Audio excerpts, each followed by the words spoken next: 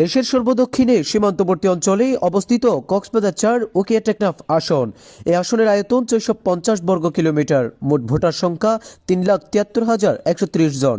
এর মধ্যে পুরুষ ভোটার ১,৯১,২১০ জন ও নারী ভোটার ১,০৮,৯১৫ জন এবং তৃতীয় লিঙ্গের ভোটার ৫ জন। এই অঞ্চলের মানুষের প্রধান আয়ের উৎস মাছ ধরা, লবণ চাষ, ধান চাষ ও পর্যটন ব্যবসা। তবে এই অঞ্চলটি দীর্ঘদিন ধরে মাদক চোরাচালান, মানব পাচারের ট্রানজিট পয়েন্ট হিসেবে পরিচিত। তার উপর প্রায় ১৫ লাখ রোহিঙ্গা অধ্যুষিত। রোহিঙ্গা শরণার্থী ক্যাম্পগুলোতে আইন শৃঙ্খলা রক্ষাকারী বাহিনীর নজরদারি বাড়ালেও পরিস্থিতি পুরোপুরি নিয়ন্ত্রণে নয়। আলোচিত সেন্ট মার্টিন দ্বীপও এই আসনের অন্তর্ভুক্ত। এমন জটিল বাস্তবতায় জাতীয় নির্বাচন ঘিরে জমে উঠেছে রাজনৈতিক লড়াই। আসন্ন জাতীয় সংসদ নির্বাচনে বিএনপি জামাত সমর্থিত প্রার্থীরা জয় ছিনিয়ে নিতে অনেকটা কৌশলী ভূমিকা নিয়েছেন। এ আসনে প্রার্থী রয়েছে ৪ জন। এর মধ্যে মাঠে মূল প্রতিদ্বন্দ্বী বিএনপি সমর্থিত প্রার্থী জেলা বিএনপি সভাপতি ও সাবেক হুইপ আলহাজ শাহজাহান চৌধুরী, জামাত সমর্থিত প্রার্থী জেলা জামায়াতের আমির নূর আহমদ আনোয়ারের মধ্যে হবে ভোটযুদ্ধ। তারা উভয়ই ভোটযুদ্ধে আসনটিতে জয়ী হতে মরিয়া। ভোটারদের মন জয় করতে তারা জোর প্রচারণা, জনসংযোগ ও ঘরোয়া বৈঠক চালিয়ে যাচ্ছেন। কেউ বলছে নির্বাচিত হলে এলাকার উন্নয়নের পাশাপাশি বেকারত্ব দূরীকরণ ও মাদক নির্মূলে কাজ করবে তার সরকার। আবার কেউ বলছে উকিয়া টেকনাফকে বিশ্বমানের পর্যটনে রূপান্তর করতে কাজ করা হবে। যুবকদেরকে বেকার না থাকে মতো ব্যবস্থা করার জন্য আমরা প্রশিক্ষণ করব, যুবকদের প্রশিক্ষিত করব যাতে স্কিল হয়। বিদেশে যে গিয়ে তারা দক্ষ শ্রমিক হিসাবে যে কোনো জায়গায় থেকে কাজ জব পায় মতো ব্যবস্থা করতে হবে। আমরা চেষ্টা করব একটা প্রত্যাবাসনটা যাতে এদের স্বচ্ছ সুন্দর এবং তারা গিয়ে ওখানে একটা অধিকার পায়, ওখানে নাগরিকত্ব পায়, সেটার জন্য আমরা আমাদের সরকার হলে আমরা সেভাবে প্রপোজাল করব, এভাবে যাতে তাদেরকে প্রত্যাবাসন করার ব্যবস্থা। আমরা খুব শক্ত ভূমিকা রাখবো মাদকের বিরুদ্ধে। এটা কোনো জাতির জন্য একটা, আমি মনে করি মাদক যুদ্ধ শুরু হয়েছে বাংলাদেশের মানুষের বিরুদ্ধে, এভাবে যুদ্ধের মতো মনে করবো আমি। আমার একেবারে নিজের মনের ভিতর থেকে আমার একটা আকাঙ্ক্ষা আমার জেগেছে, ইনশাল্লাহ আমি যদি এমপি নির্বাচিত হই, আমার নির্বাচনী এলাকার এই প্রান্তিক মানুষগুলোর যে মৌলিক অধিকার, সংবিধান যে 5টি মৌলিক অধিকার দিয়েছে, ইনশাল্লাহ তাদের সেই 5টি মৌলিক অধিকার পূরণ করার জন্য আমি চেষ্টা করব। এই পর্যটনের সকল সম্ভাবনার দ্বারকে আমরা উন্মোচন করবো ইনশাল্লাহ।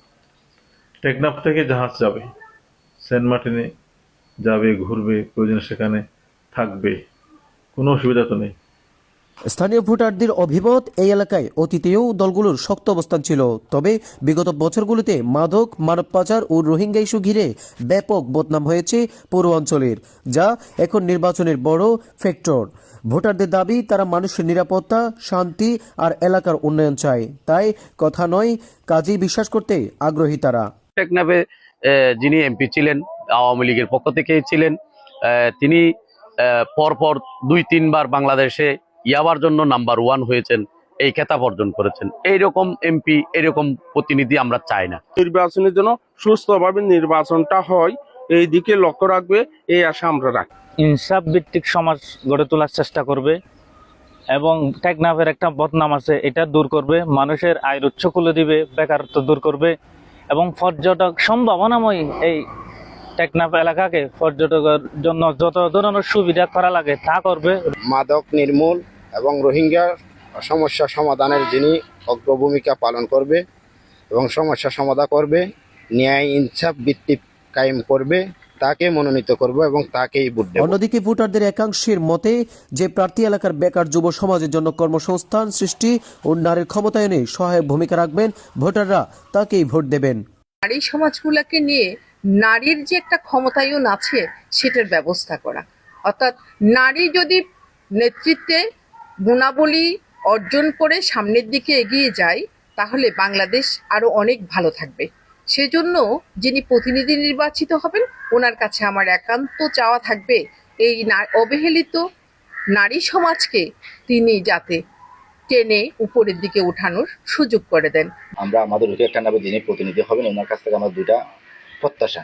একটা হচ্ছে আমাদের উইকেটনার যে বেকার শিক্ষিত সমাজ, এদেরকে কর্মসংস্থানের ব্যবস্থা করা, আর দ্বিতীয় হচ্ছে আমাদের উইকেটনার যে অপহরণ, বিশেষ করে আমাদের টেকনাফে যে অপহরণ হচ্ছে এটা সমাধান করা।